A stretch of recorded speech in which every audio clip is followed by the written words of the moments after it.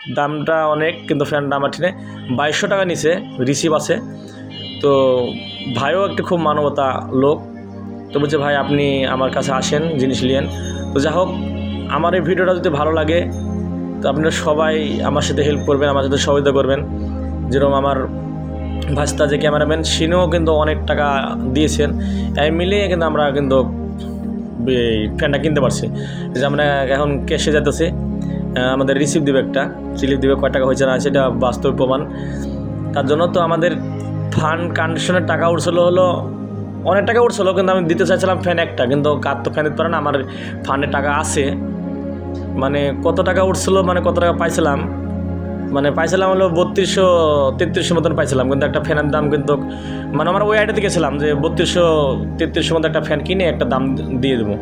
তো যা হোক, ভাই আমার কাছ থেকে সে টিম, তার জন্য আমার কাছে দাম রাখছে মাত্র 2200 টাকা। তো ভাই অনেক খুশি। তো 2200 টাকা